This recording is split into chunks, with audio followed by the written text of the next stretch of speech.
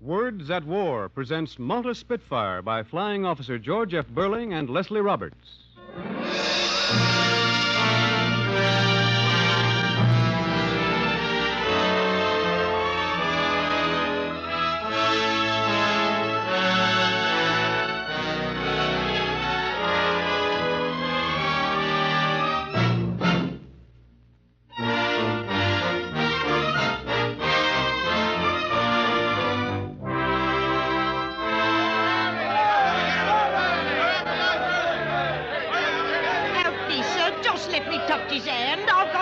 In Malta. Let me touch him. Here, where do you think you're going, lady?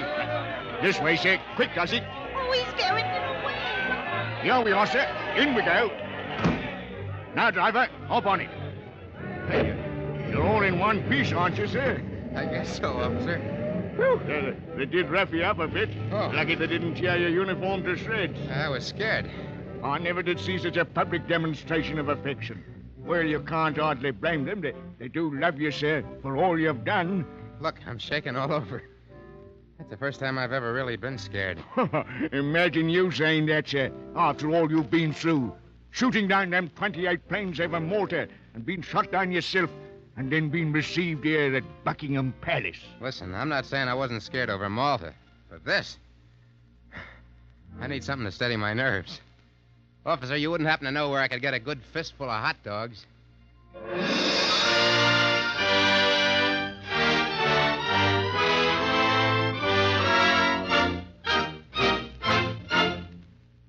Words at War.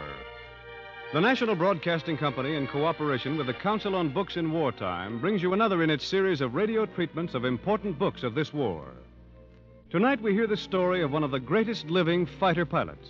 A 21-year-old boy, one of a handful who saved Malta in her time of peril.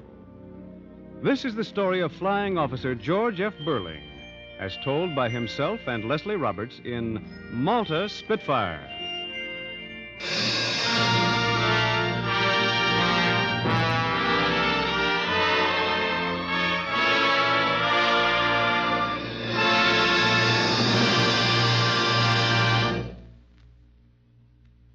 This story belongs to George Burling, the same way the future belongs to kids like him.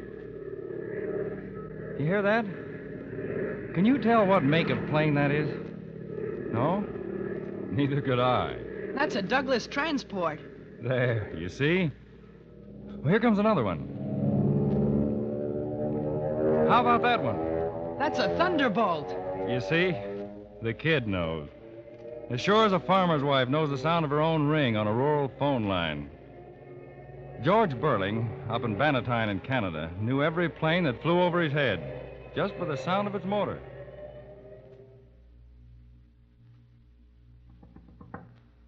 George? George, unlock this door. Do you hear? Just a minute, Mother. No, just a minute. You open this door. Yes, Mother? How did you have the door locked? Why, Don't you lie to me, George Burling. Well, I was working on my model plane. I thought so. And you weren't in school today either, were you? Answer me. No, ma'am. But where were you? Oh, I know. Out at the airport, weren't you? Oh, gee, yes, Mother. I was. And, Mother, a pilot spoke to me. He did, honest, Mother. He said just as plain, hello. A pilot, Mother. Your father'll pilot you when he gets back. And right where it'll do the most good, too.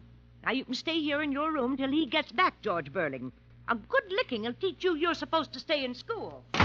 No, it won't. Yeah, I'll get another licking tomorrow in school. All right, I'll take the licking. But I'm going to be a flyer. I'm going to be a pilot. Nothing's going to stop me. Hear that? You hear it, everybody?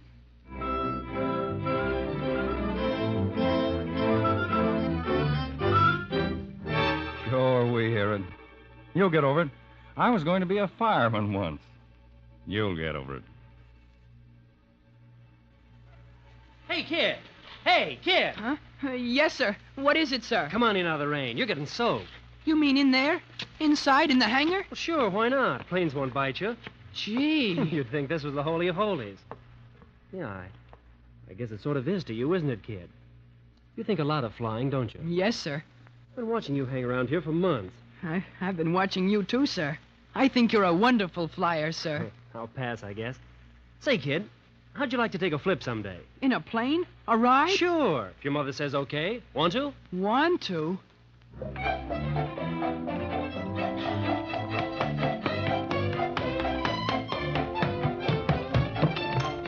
Mom! Mom! Hey, Mom! Mom! The pilot. He says he'll take me up. Can I go, Mom? Can I fly? Oh, sure, you can fly. You can fly to the moon. I can go! Hooray! I can go! I can fly! Hooray! I can go! It was wonderful, Mom. I'm going to be a flyer. But, Georgie, I want you to be a doctor. And Dad wants me to be a commercial artist. Fly, kid, it's the only life. Well, now, where would you ever get money to take flying lessons? I'll earn it. First, I'll sell papers and run errands. And when I'm older, I'll get a regular job. And believe me, I'll get one, too. George Burling is older now, and he's got himself a job working in a radio plant. Salary, 28 cents an hour, room rent, $1.50 a week, food. $1.75 a week. I'll make out.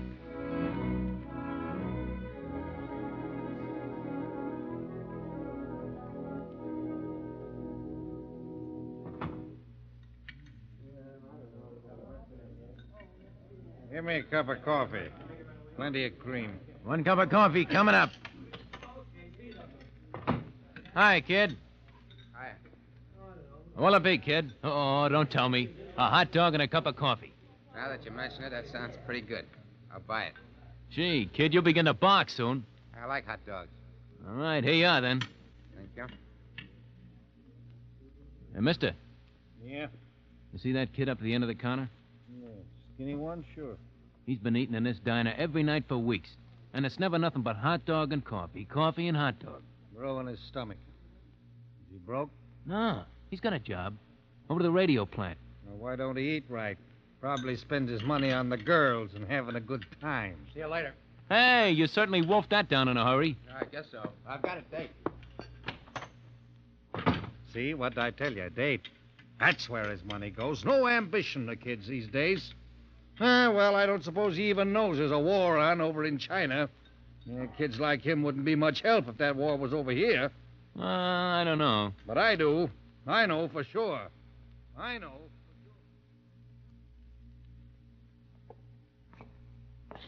Well, say something, George, will you? I gotta get to China. I can fly and fight there. You said that a half a mile back. I want to fly, and I can't save more than $10 a week out of what I make to save my soul. $10 is only enough to pay for 1 hour of solo time. At that rate, I'll be a graybeard by the time I get a license. It's quite a mouthful out of you. I tell you, I've got to... I know you told me. Get to China. Now, listen. I had a small brainwave a couple of minutes ago. You ever heard of a place called Gravenhurst up in Ontario? I don't want to talk geography. I gave all that up in school. Well, you keep still. Now, there's a guy up there who has a kind of freighting contract with the goldfields up north. By plane? Sure, by plane. He needs men. I was thinking, maybe you could trundle freight up there in exchange for solo time. Well, that is, till you get your license. Then you could... Hey, where you going? I'm on my way. But you haven't any dough, George. No, don't need it. I'll ride the rods. Yes, it belongs to kids like George. First, Gravenhurst, Ontario. In 6 weeks, a pilot's license. Then on to China, riding the rods again, westward for the Pacific coast of the USA, for a ship pointed for China and the war against the Japs.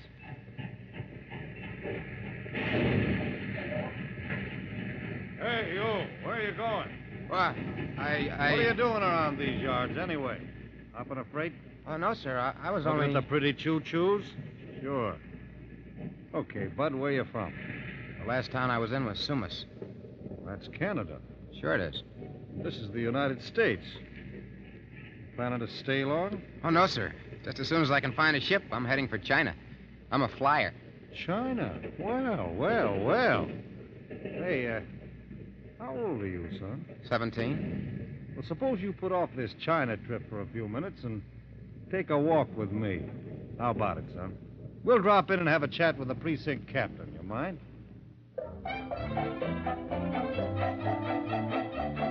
Too bad. Deported back to Canada. All that way out and back for nothing.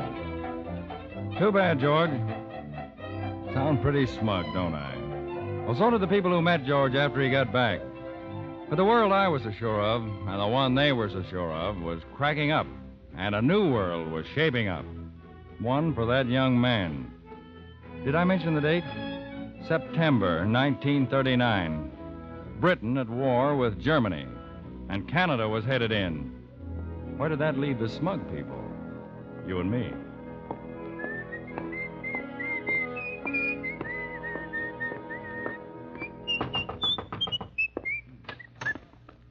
Is this where I join the Royal Canadian Air Force? This is the recruiting office, yes. That's what I want. Well, what do I sign? Name's George Burling, age 18, born in Canada. Now, here's my logbook to show how many hours I've had in the air. Is there anything else? Just tell me where to report. Now, just a moment, young man. We can leave the logbook till later. Oh, sure. I don't want you to think I'm boasting. It's just that I'm Schooling, anxious. Please. Oh, I chucked that a long time ago, when I was 15. No college, then? No, sir, I didn't have time. Was something wrong? I'm afraid, Burling, a cadet in the RCAF requires a college education. But I'm a flyer. That's what you're recruiting, isn't it? Flyers? Now, look here, young man. You mean if I was a glass blower and had passed college algebra, I'd stand a chance? Hardly the way to put it. But the regulations Why don't you take your regulations? Now, young man. Dear, it does seem a shame. Poor old duffer. That officer didn't make the regulations. And the men who didn't know what makes a plane stay up any more than I do now. They learned, eventually, from kids like Burling.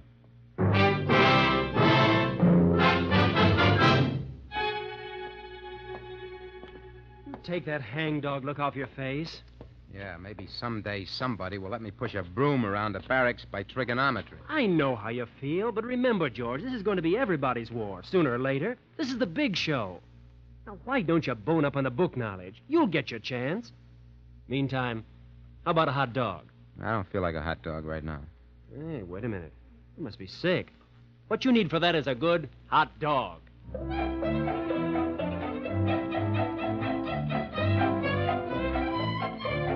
All right. So you're sick of book learning. You're sick of this. You're sick of that. Except one thing. I want to fly.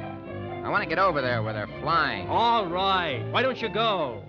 That's a fine thing to say to me. Thought you were a friend of mine. I know you get tired of hearing... Okay, kid, okay. Maybe that wasn't the way to break it to you. But you can get over there. You can get into the RAF. How, are you crazy? By working your way over on one of the neutral freighters. They're begging for men. Can't get them. Maybe it was a bad way to break the good news to you.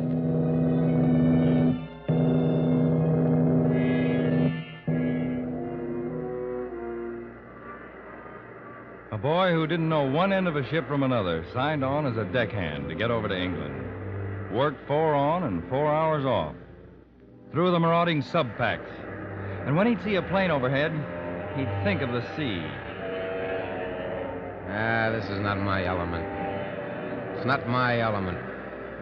Boy, I wish I was in that plane up there. No, it's not your element. But it'll get you there. To Liverpool, anyway. And you'll bum a pound of your wages off the captain before you jump ship. And on the dock, you'll meet a policeman. How you fix for flyers over here? By the look of things, we ruddy well need as ruddy many as we can ruddy well get. Seems to me I've landed in great ruddy Britain. Where do I find the air recruiting station? Well, you go out there and take the ruddy... That's my story, sir. Now, will you tell me the shortest way to get into the RAF? Splendid. Simple as pie now. Let's have a look at your papers. Oh, I haven't got any papers. I can send for my logbook. Oh, it's not the logbook that worries me, old chap. It's your birth certificate. Now, what about your birth certificate? I never saw one in my life. Too bad, old boy, too bad. Afraid I'll have to ask you to go back and get it. Oh, now, don't look so black, old chap. Where do you think the Burlings live? Across the street? I came here from Canada. Oh, sorry to cause you all the trouble, old boy. Regulations, you know. Got to have a birth certificate. Don't blame me. Just the ruddy old regs. And if he didn't do it, worked his way back to Canada, across the Atlantic, and back again to Liverpool. With his birth certificate and his logbook. He plunks them down on the officer's desk in the middle of an air raid. There. Does that satisfy you? There's my ruddy birth certificate, and there's my ruddy logbook. Sorry, old chap. All this noise popping. Can't hear you. Oh, Burling. Well, well. Took you quite a while to get those papers, old boy. Oh, now. Don't look so black. Ruddy regulations, you know. And now you'll have the privilege of wearing the motto of the RAF. Per ardua ad astra. I can't hear you. Per ardua ad astra. Latin, old boy, Latin. I don't know any Latin. Hey, do I have to know Latin? Eh? What does it mean? Well, I guess you could say it meant to the stars, the hard way. He made it. And that's just the beginning. Because when you're a kid like Burling with a fixed idea in your head, and all you want to do is fly and fight while you're flying, well, then maybe it takes a while to put you in the shape you belong in. Because there are others like you, too, with the same determinations and desires who've all got to be trained to fight, not each for himself, but together as a perfect team. That's rank insubordination, Burling. I didn't come all the way over here to learn how to parade. I came to fly.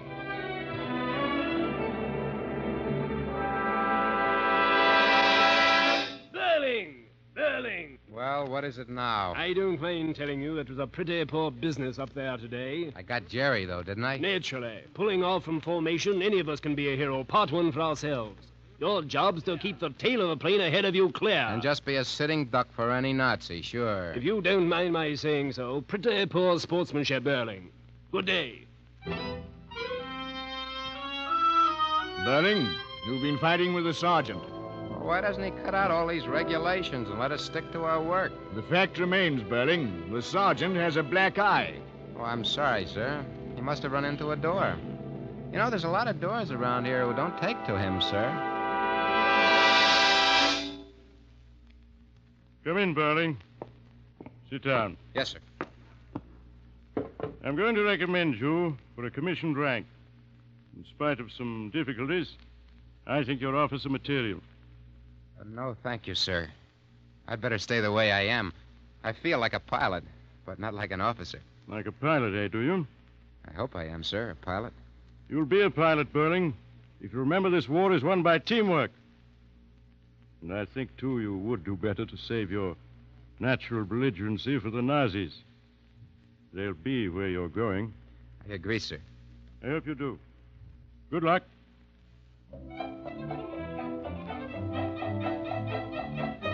Where was he going? It's no secret now. He was going to Malta, where there were 250,000 prisoners. That's what the Axis called the people on Malta. But that bit of rock stuck like a pit in the craw of the Axis, preventing it from swallowing the whole of Africa. It's easy at this date now to forget that tiny, bomb-blasted piece of rock in the Mediterranean between Italy and Africa, and the handful of planes that defended it. But George Burling won't forget it. The scrambles when ops announced. Enemy planes approaching. Scramble! Come on, fellas! And the mugs of coca that went flying out of the men's hands as they plunged out of the canteen. Chairs overturned, poker games interrupted, heading for their planes to rise over Malta to meet the superior numbers of the enemy and their bombers, relentlessly trying to blast Malta into submission. And in there, as part of the RAF team, George Burling, getting his share of the enemy plane. 1, 2, 3, 4. Sometimes with just one burst of fire from his gun, so accurate was his aim. 5. Willie, I'll clean him off your tail for you. Are you all right? Will you watch it? Thanks, old man. Do the same for you someday. For crying out loud, keep your eyes peeled. I can't see everything. Oh, be back later.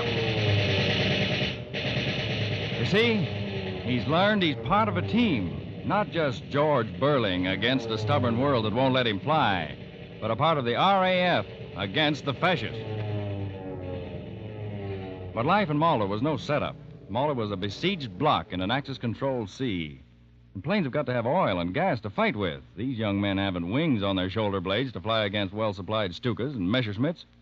Where's the oil coming from? Where's it coming from? Like bumps on a log, we sit here. Read your magazine, Georgie. Look at the pretty pictures. I read it from cover to cover 3 times. Now, take it easy. This is a big lull. Yeah, before the kill. And Malta's a dish of cold meat for the Jerrys to slice up any time they want to. I tell you, I don't want that car. What do you mean? I said I don't want that car. It was from the bottom of the deck. Are you trying to tell me that Yes, I would... that's the second time I've Break met you. it, Tom, break it. You're not the only one that has a frayed edge, George. I don't see how you can keep calm. Don't you want to get up there and paste them flat against the blue? Can't use that precious gas just spitting around. Then why don't they get it to us, oil and gas? What do they expect us to do? Better start reading your magazine again, George, Hawk boy. speaking. Convoy approaching. Under enemy attack. Scramble, George. Scramble. I was on a ship once a freighter. Scramble. I know what it means to feel trapped down there. You won't be now. I'm in my own element now. Suppose you had been one of the people in Malta. You can see off on the horizon the cargo ships bringing oil and food. Oil for the planes that mean your life. Food for all of you, pilot and civilian, for the life of Malta. You can see the bombs falling. You can see the Nazi planes diving to bomb the ships that mean your life, to machine gun the deck.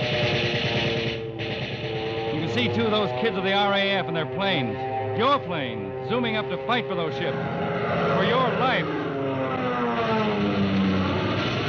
You wouldn't be able to hear those kids talking to each other on their phones as they fight. George, you see him? Down like a stone. I saw him, Willie. Damaged for sure. A damaged, a destroyed, a wreck. No trick to potting these Jerrys if you keep your wits about you. The flaggers almost ask you to shoot them down. Yeah, but did you ever hear what happens to little boys who don't keep the tails of their planes clean of Jerry's? Ah, that from Burling, the boy who gets his daily dust. Willie, all right? Willie! Don't give it a thought. Look out, George! Those ruddy messes. Think I'm a bone to pick apart. I got him. Right in the gas tank. Bit of advice, George, old boy. Keep your mind on your work. And don't try to take on a flock of 20. Leave some for the rest of us. Why, you ready?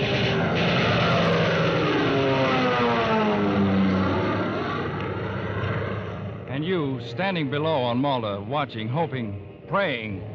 You wonder you want to cheer when another Nazi plane hits the sea? You know, too, how it feels when you see one of those ships get a bomb down at Smokestack. Did you see that ship, Willie? Flared up like a sheet of flimsy and out. I saw it. I'm off for a little target practice myself. I'm right on your tail. The convoy limps nearer and nearer to the docks. Still, the Nazis won't let up. Sinking ship after ship, the oil in them, and the men. Will any of that battered convoy ever get in? Ever? It's got to. It's going to. Right in your Nazi belly. Right where it counts. Your work's over, Mr. Jerry. Go ahead, bail out while there's time. That's it. Go down there and wait to be fished out of the drink by the people you're trying to murder. But good luck to you, you Nazi, under your cloud of silk. Hey! That's one of your own men, you Messerschmitts. Willie. Yeah, George? You see what I did? Those guys machine gunning one of their own men in his parachute. I saw it, George. Maybe he thought it was one of us. As if he were a dummy. Look at him hanging there. Limp as a strung-up duck. Suppose that'd have been you, Willie. Or Tufty or me. Just as you say, George. Could be. Now I know what I'm fighting. Now I know why I'm fighting. I hate them. I hate their way of life. I hate their hatred of life. My life, of Willie's, or the guys down there in Malta. Even their hatred of their own lives. All right, I'll fight them. I'll fight them till I can't fight anymore. From now on out, it's me or them. George! On your tail! Look out!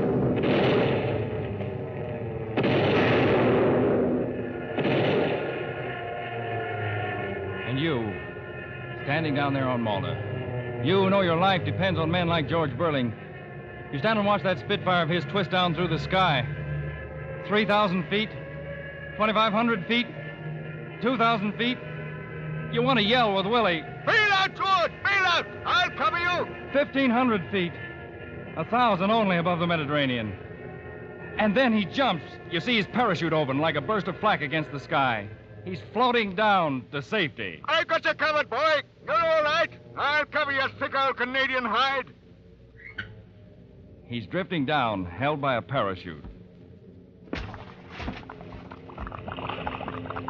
He hits the water. Manages to crawl into his rubber dinghy. The bottom of that dinghy fills red with the blood of George Burling.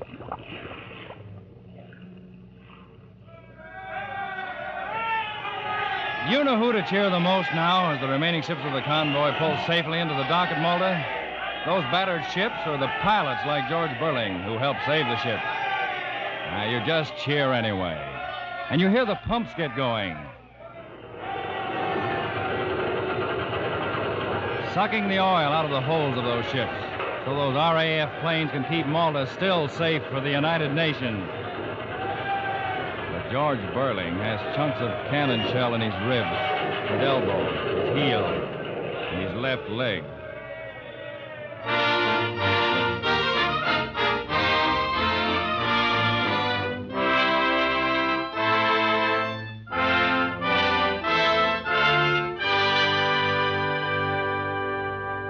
The future belongs to men like George Burling.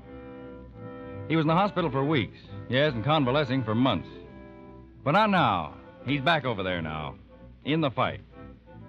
When you think of him, when you think of how he and others like him were a team that helped the convoys through the turning of the tide and held Malta, then think also of that earlier kid.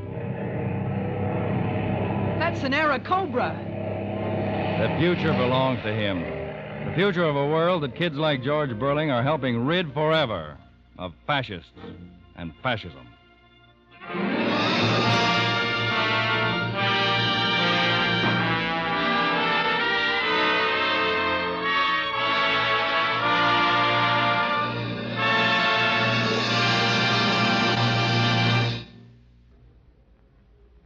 You have heard the 10th program of Words at War, a series based on the leading war books.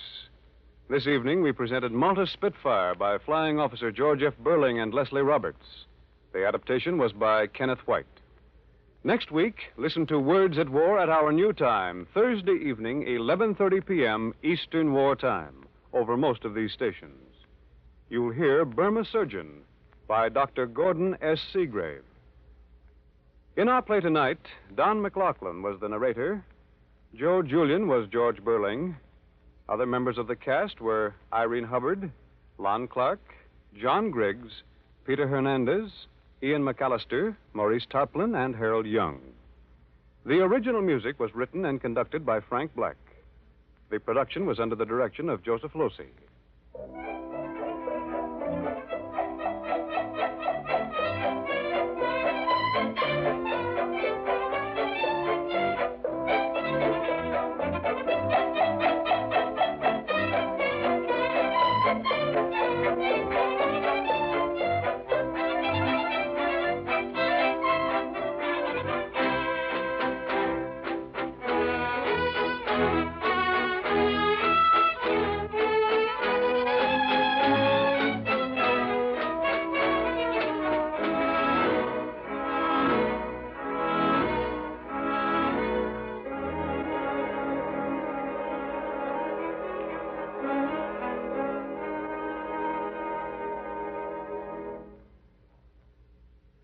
This program has been presented in cooperation with the Council on Books in Wartime by the National Broadcasting Company and the independent radio stations associated with the NBC network.